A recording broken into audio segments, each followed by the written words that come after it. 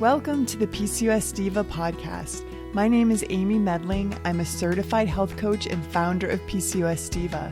My mission is to help women with PCOS find the tools and knowledge they need to take control of their PCOS so they can regain their fertility, femininity, health, and happiness. Today's PCOS Diva podcast is sponsored by the 7-day Discover Your PCOS Diva Jumpstart program.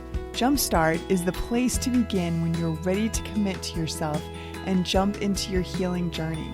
Learn step by step how diet, lifestyle, and mindset changes can get you on the right path.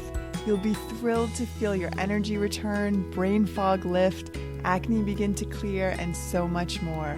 Visit PCOSdiva.com/jumpstart for more information and to get started today. If you haven't already, make sure you check out PCOSdiva.com. There I offer tons of great free information about PCOS and how to develop your PCOS diet and lifestyle plan so you can begin to thrive like a PCOS diva. Look for me on iTunes, Facebook, Pinterest, and Instagram as well.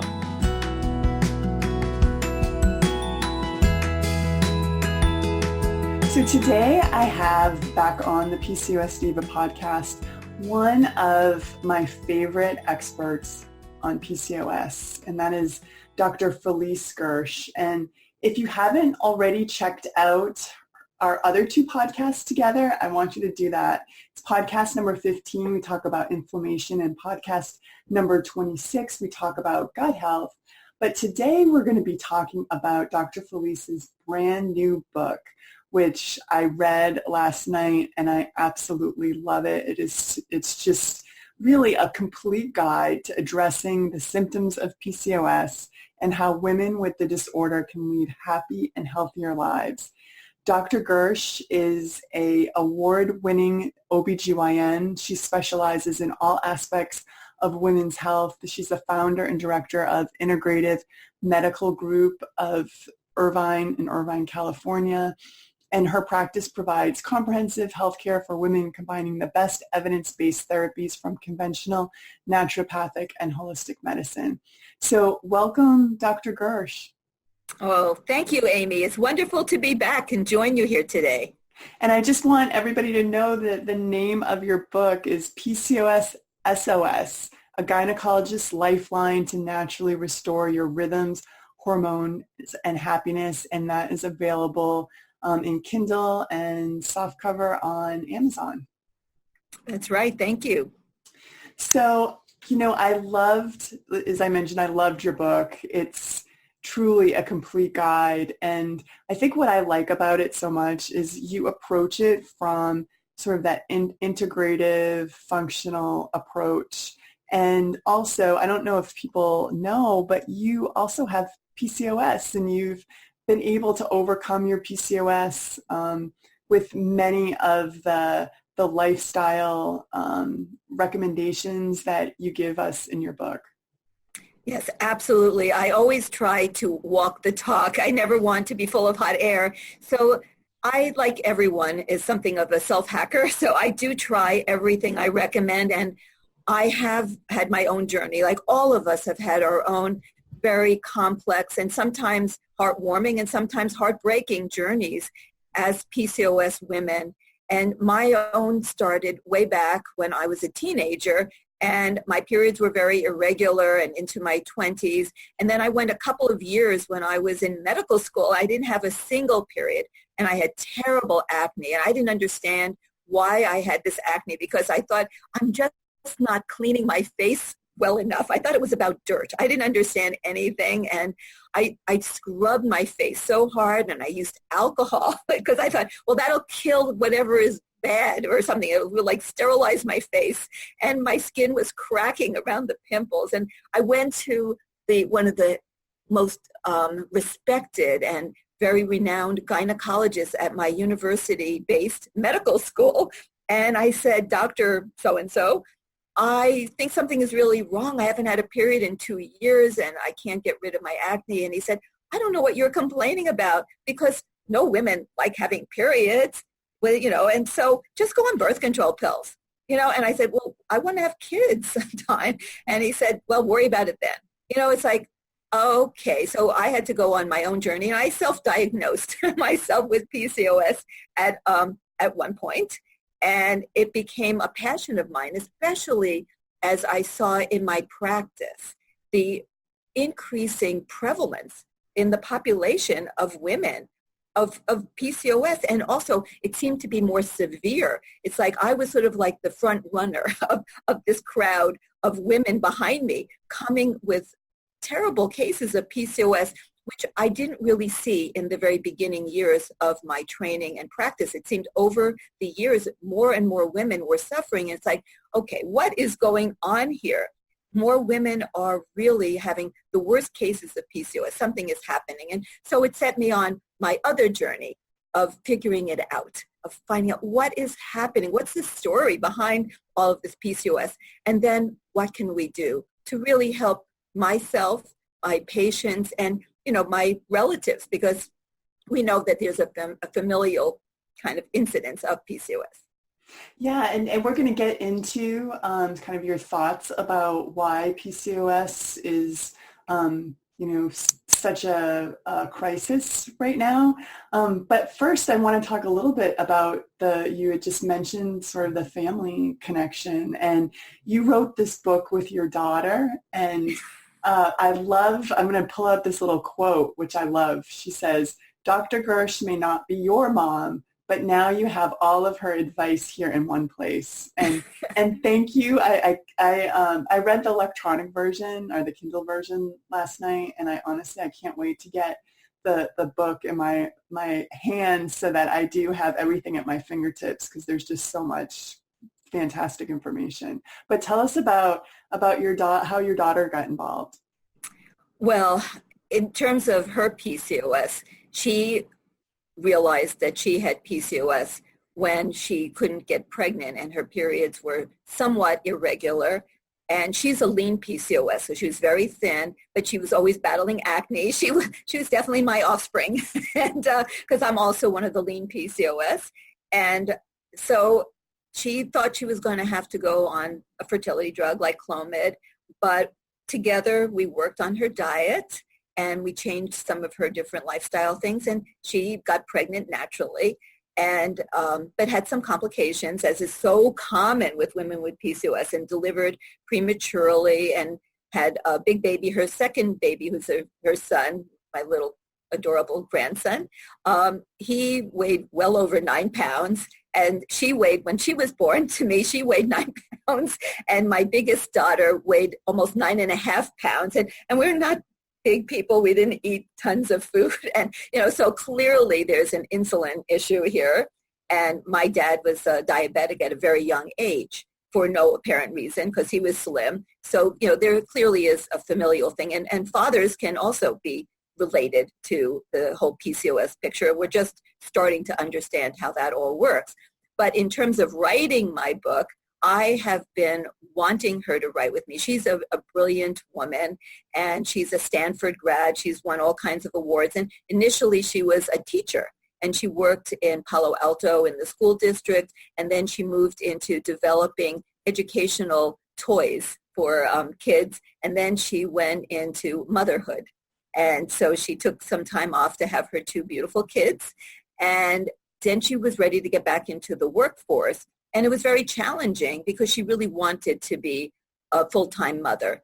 And maybe that was a little in reaction to my not being a full-time mother. But, she saw the good and the bad of having a working mom. And she wanted to be there for her kids. And also my granddaughter, had a few challenges that she's worked through, and she's done fabulously. But she wanted to be there. She didn't really, and having childcare intermittently with the way she was working as a consultant was really challenging. So finally, I was able to convince her, because she's a wonderful writer.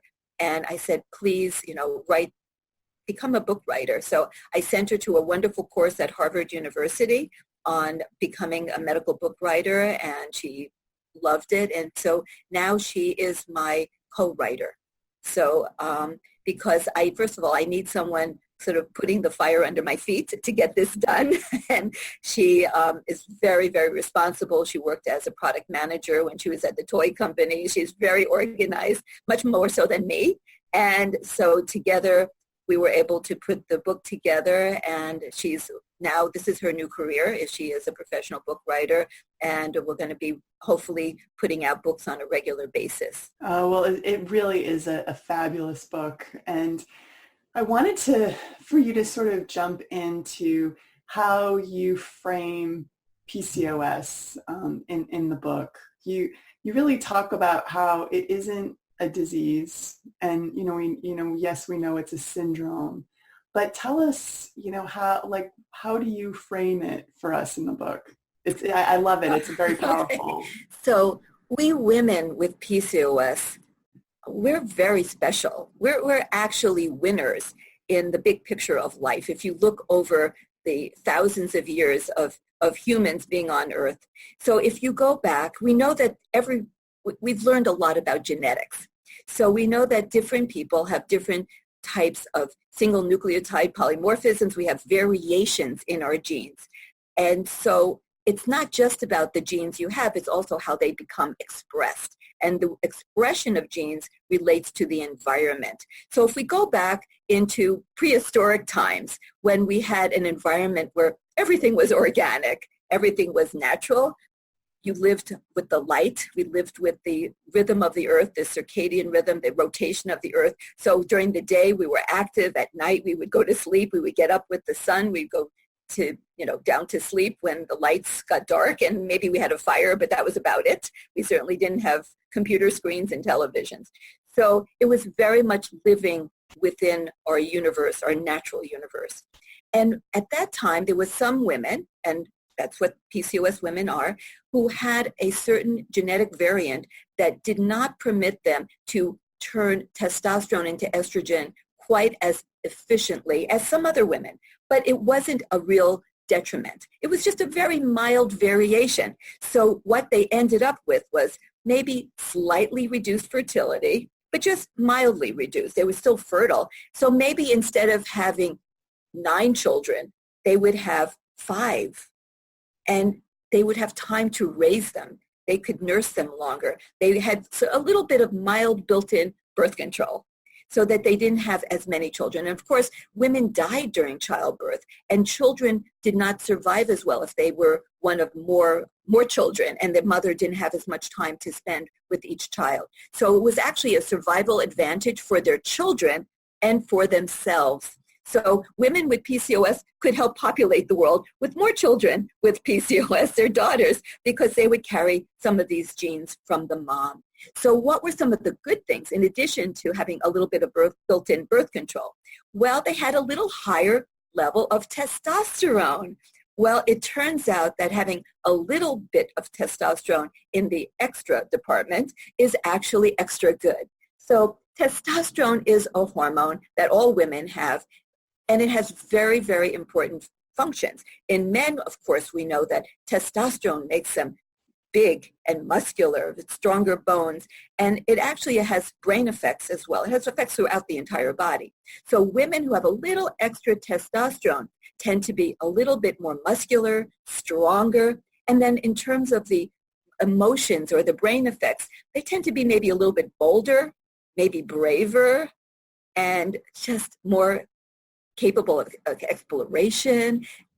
I also think that, and this is just my observation working with so many women with PCOS, I think we are more highly sensitive, like our nervous systems are like tuned up a little bit more. So maybe like back in those, paleo days, we were more attuned to danger or incoming danger or threats. What do you think about that?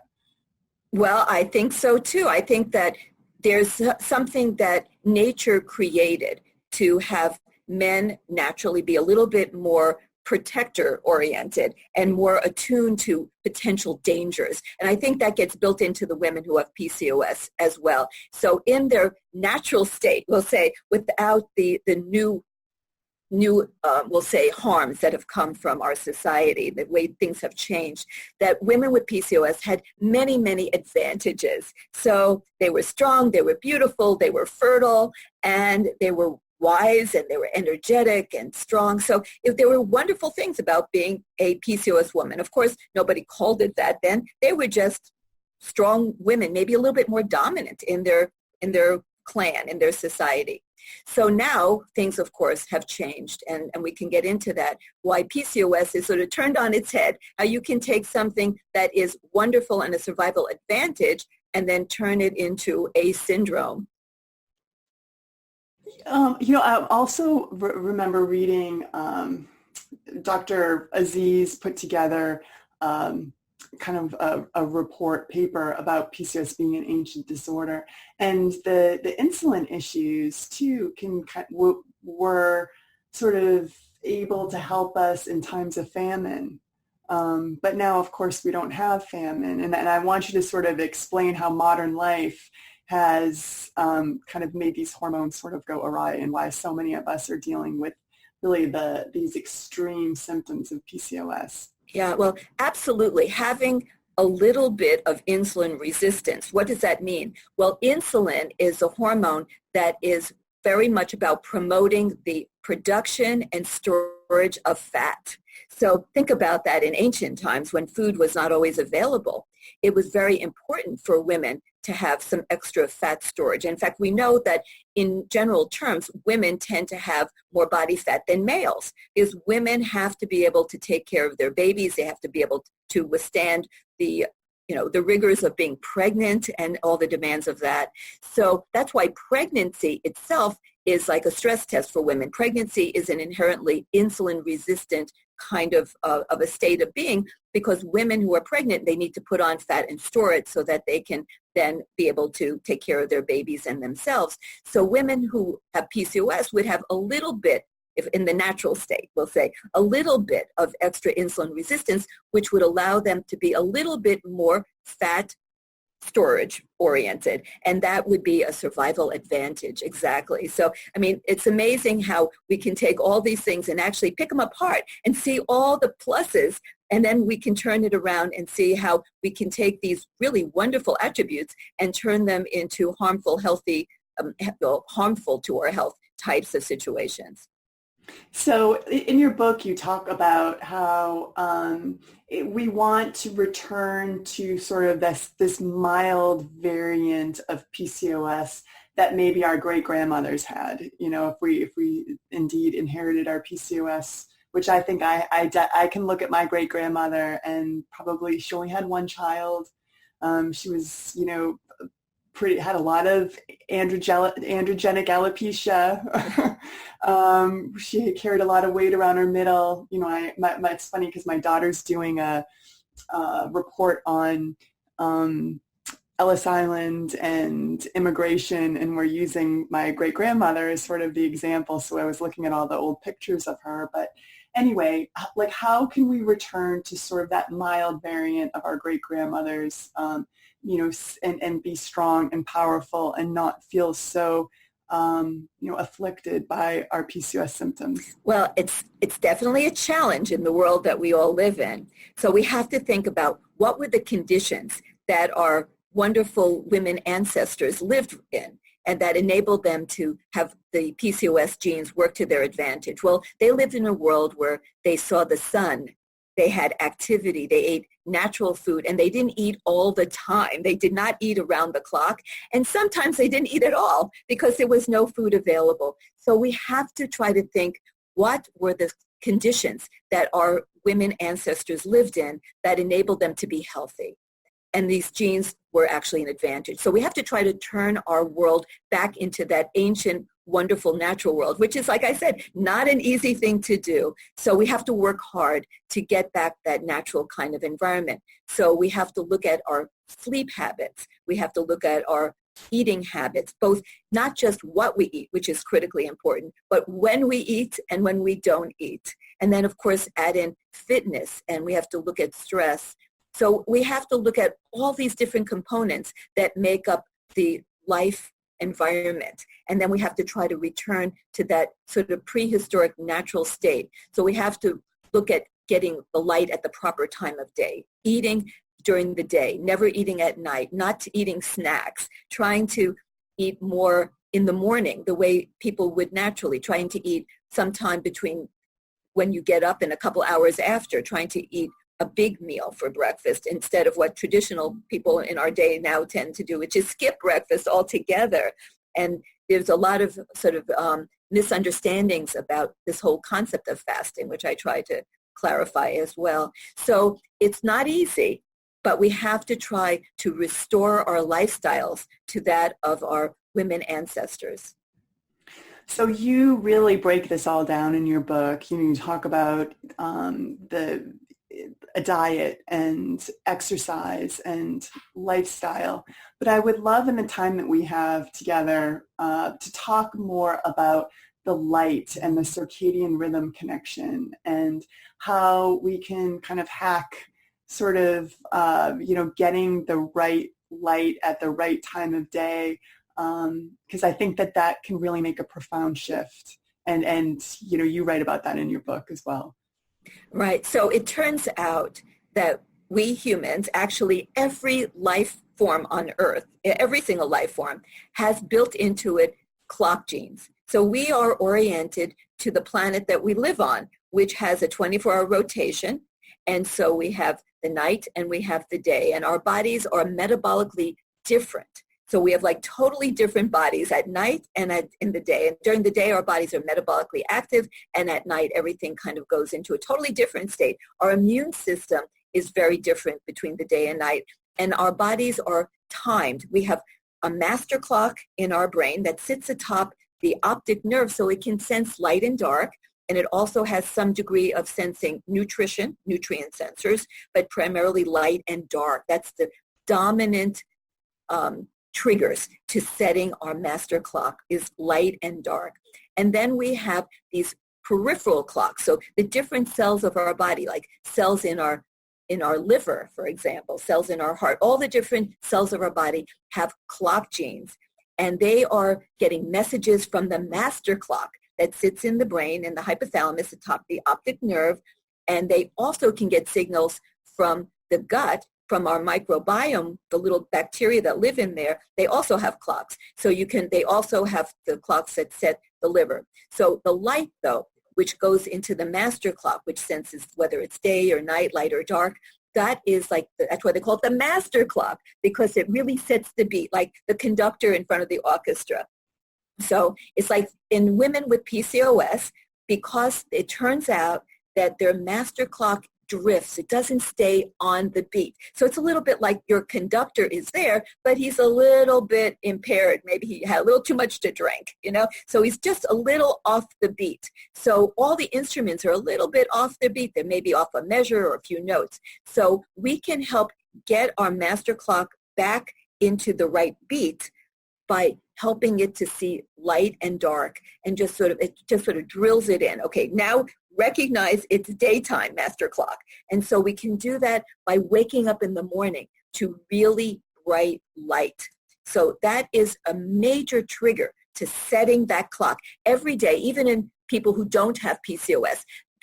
It drifts. They call it like drifting. And then you have to, the word is entrain. You've got to like get it back on the beat every morning. That's why light is so important. And we know, for example, people who live in areas where it doesn't get light for much of the day, like in the northern climes, like say northern Sweden and so on, there's very high rates of depression because it turns out that everything links to the master clock. Metabolic health, mood health, everything, immune health, everything links to the master clock. We now know that the rhythm of our body sets the beat for everything, for all the functions. So seeing bright light in the morning is so critical to setting that master clock and getting it right on the beat. But some of us don't live where I live, which is sunny, usually, Southern California, where I could just open up the blinds and I can, step outside and the bright sun is right there. A lot of us don't have that. Or we get up when it's dark still, especially different times of the year. So for that, we can have different like dawn simulators. And I think you were telling me that you have one of them, which has made me so excited that you were really so tuned into this, even ahead of my book. And I know. I was so happy to see that you mentioned in the book. Yeah, I use the Philips Light Dawn simulator, and it's a little pricey. I think it cost me about $150, but honestly, it's one of the best gifts I've given myself, especially living up here in New Hampshire. And, I wake up at 5:45 in the morning, and it's dark until in the, depths of winter until after 7. So, having that has made a huge difference in the quality of my life. I mean, it just makes me feel better in the morning. Oh, that's great. Well, you're a perfect N of one, a perfect example of how getting that proper light into your eyes. And of course, in a natural situation, you wouldn't have the light suddenly going from dark to bright, right? So that's what I love about the gradual light. So for myself, what I do is, because I'm in sunny Southern California, where I can, and I usually don't get up as early as you do. I get up a little bit later, so usually the light is already there, the sun is up when I get up in the morning, typically. And so I use a mask, a sleep mask, because I cannot get, that's the other thing, is that when it's night, it's supposed to be really dark. And I can't tell you how many of my patients tell me they go to bed with the television on. It's like, there's so many, they say, well, I turned the volume down. It's like, no, the light, oh my gosh, they don't realize it. Or they have lights from all kinds of electronic devices all over. Or they have bright street lights outside their window, and their blinds are not really blackout, or they have cracks all over the place. And there's so much ambient light. And in my bedroom, I have too much ambient light myself. So I found that using a sleep mask has been wonderful. It has dramatically improved the quality of my sleep. We know that even a little bit of light filtering through your eyelids at night can suppress your proper melatonin production, even though you're sleeping. And melatonin is critical. It's a hormone that's critical for so many things, not just for sleep, but it's a potent antioxidant. We know that we need that. And women with PCOS have whole issues with melatonin.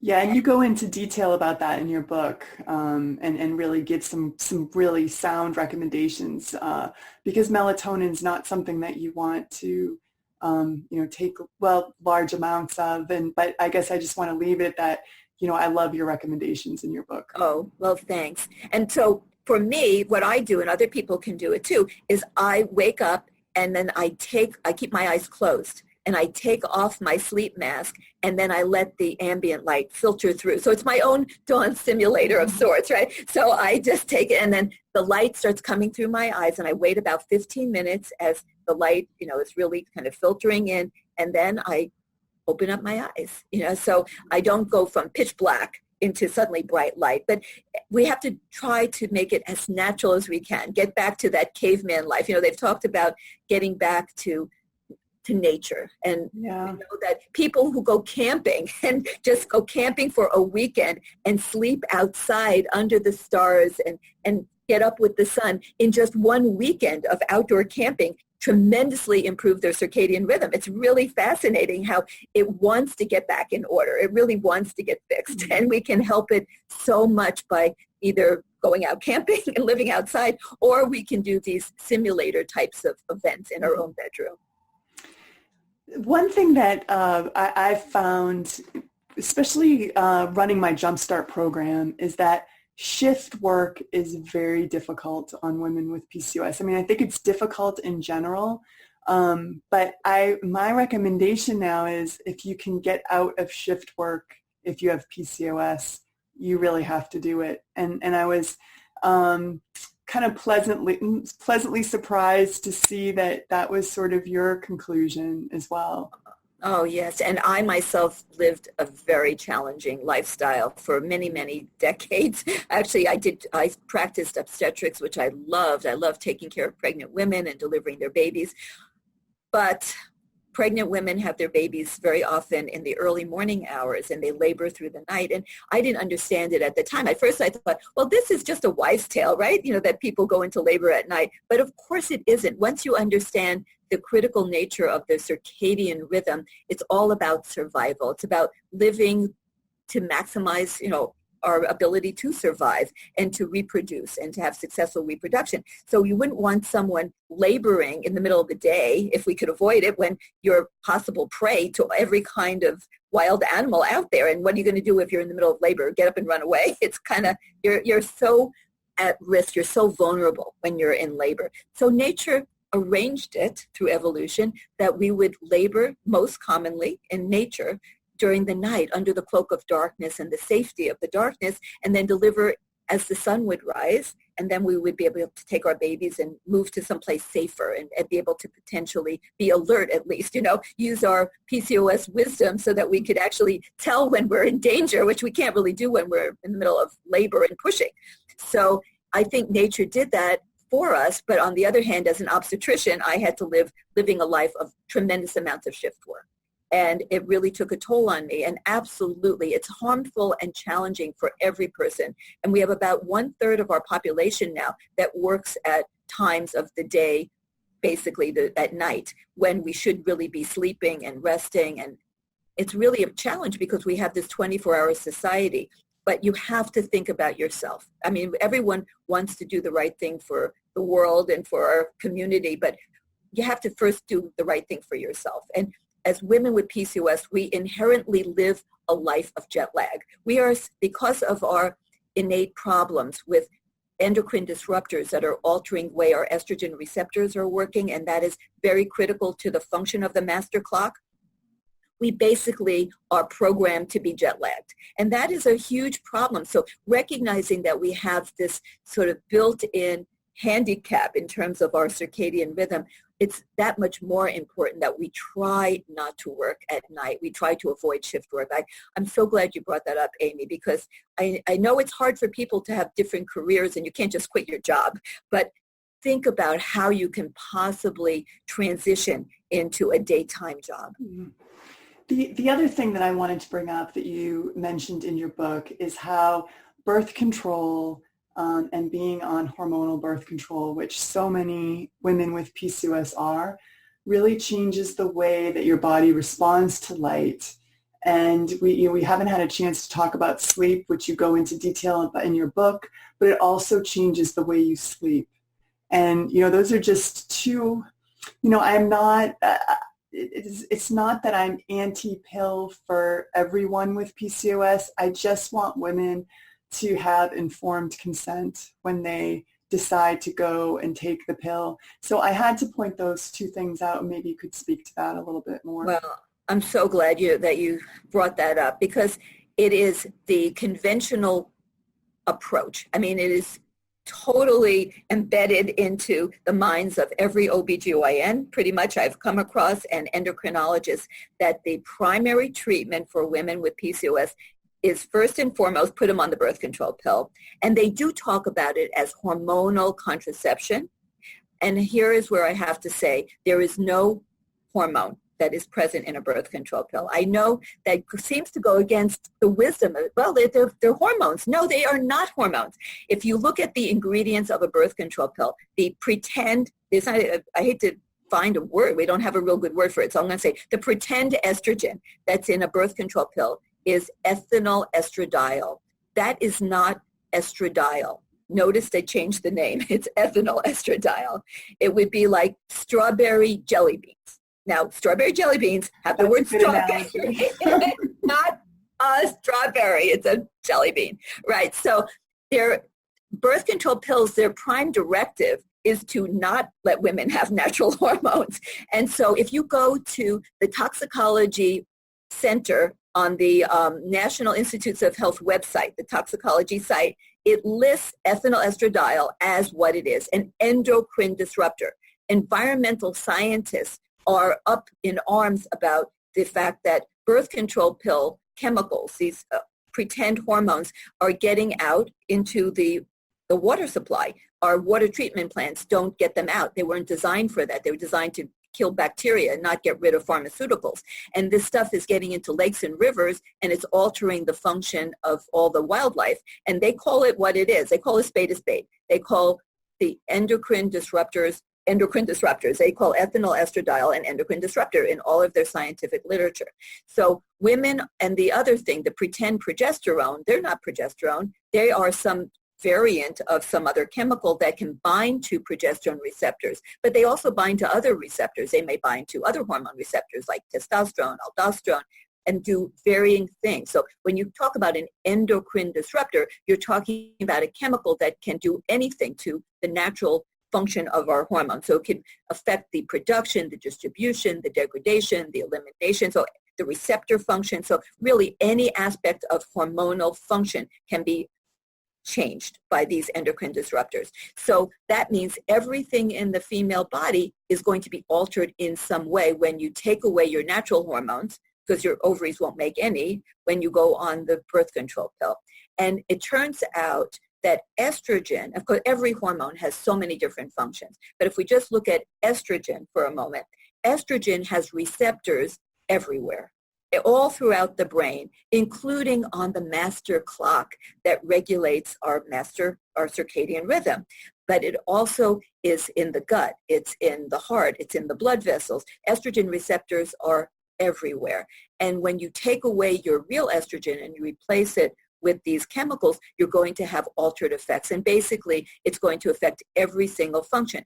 The body makes estrogen on site in different organs. That's how men and children get estrogen, which is so critical to all these different functions in the body. And so some of that is continuing. But the primary source of estrogen in reproductive aged women is from the ovary, and that is completely lost when you're on oral contraceptives, on the birth control pill.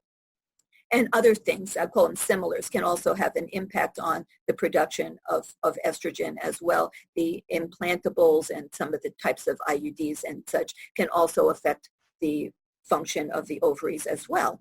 And so you'll have altered estrogen. And so we now know that it's not even just, like I said, it's not just about what you eat, it's when you eat. It's not just about having hormones, it's having them in the right rhythms, because it turns out that everything is rhythmic. So estrogen is rhythmic in a lunar sense, so that we have the beautiful 28-day rhythm of the menstrual cycle, which of course women with PCOS often don't have. But the solution isn't to take a bad problem and make it worse by taking away any sense of rhythm that you have. And then there's also the circadian rhythm. Estrogen also has a circadian rhythm as well. You have more estrogen production typically in the morning than you do later in the day. So and there's ultradian rhythm that comes out in pulses. It's these beautiful rhythms throughout the female body when it's functioning normally. And all of those things are completely lost when you go on birth control pills. So my analogy to giving birth control pills is like you have a wall and it's filled with termites and mold, but it's such a problem and so expensive to actually try to fix the wall. So you get some really pretty wallpaper and you just cover it up and you say, look, the wall looks great. Everything's fine, right? But you know there's going to be a payday down the road, right? Because the termites and mold just keep going. And when you take women with PCOS and you give them birth control pills, sometimes short term you get improvement in symptoms. That is true. I can never deny that, because it's like the pretty wallpaper. It does cover up the problem. But something is happening in the body. Like if you're young and you go on birth control pills, you're going to lose your beautiful rhythms. And by losing your rhythms, you affect things that are already in trouble with PCOS, like sleep, like mood. All these things can actually get worse. And we know that some women, especially younger women, when they go on birth control pills, they have exacerbation of depression, which is also often very commonly present in women with PCOS. It even can increase suicidal tendencies. So there are serious things that have to be watched if you even use birth control pills short term. The other thing that doesn't get talked about is how all of these things link together. So for example, bone is growing in young women and you don't get the proper bone development for life. And bone is also a metabolically active tissue. So you're affecting the gut microbiome, you're affecting your circadian clock, and you're affecting your sleep, you're affecting your mood. And you're not dealing with the underlying problems to resolve them. You're just covering it up with pretty wallpaper that sometimes will work for a certain amount of time, but ultimately you're not addressing the real issues that women with PCOS need to deal with and should deal with. Mm. Well, in your book, PCOS S, I want to get you tell me the name of it. It's SOS, PCOS, Oh, so close. PCOS. I'm sorry. I know, it's a lot of letters. PCOS S.O.S. Okay, but it really does address, so many of the issues in a very eloquent way. And I think the last chapter of the book is kind of a treat because you sort of tease some of the exciting developments over the horizon, possibly for PCOS. And maybe you could just tease a few of those as we close the podcast. Well, I don't want to give too much away, but I want to just tell people about something that actually isn't in the book, but then I'll go back, is that I am now in a new research study that's just getting started with a group actually in Milan that's connected to the Longevity Institute at USC. And we're going to be doing research on fasting. I know we didn't really get the chance to talk about fasting too much, but we're going to be looking at the fasting mimicking diet. That is a beautiful way of doing fasting without actually having to take the food out of your diet. And that is you eat for 5 days, but your body thinks you actually just drank water fasted for 4 days. And the thing about fasting is that it's a reboot to your gut microbiome and your circadian master clock. So the research, I think, on doing intermittent fasting is really going to be a breakthrough for women with PCOS. So I want to have everyone stay tuned on that.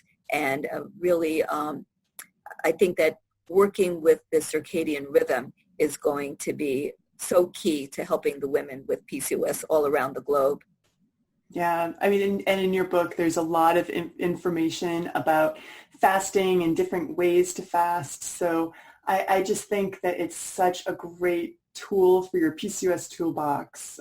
Pick up a copy of Dr. Gersh's book. And, thank you so much for I know you're such a busy lady. You have so many things going on, but thank you to you and your daughter for taking the time to write this book. I am so grateful, and I know that so many PCOS divas will be grateful too.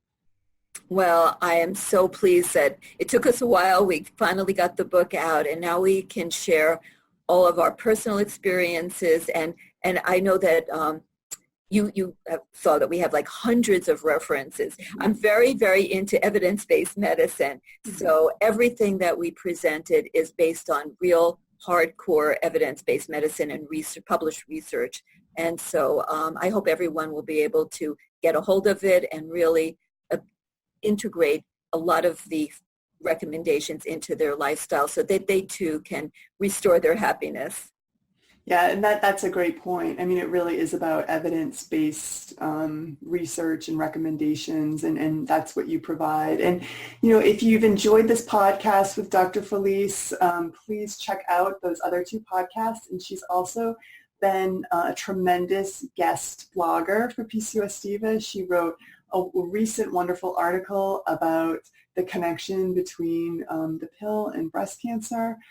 So definitely take a look at that and some of the other articles she's written on gut biome and circadian rhythm. You're just a blessing to me, Dr. Felice, and just so glad that you joined us today, and congrats on your new book. Well, thank you. It's a pleasure. And thank you to everyone listening, and I look forward to being with you again soon. Bye-bye.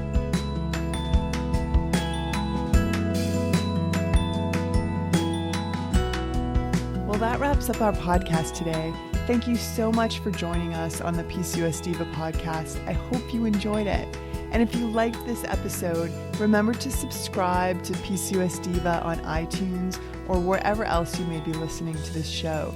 And if you have a minute, please leave me a quick review on iTunes because I love to hear from you. If you think someone else might benefit from this free podcast, please take a minute to share it with a friend or family member so she can benefit from it too. And don't forget to sign up for my free weekly newsletter. Just enter your email at PCOSDiva.com to get instant access and make sure you never miss a future podcast. This is Amy Medling, wishing you good health. Bye-bye.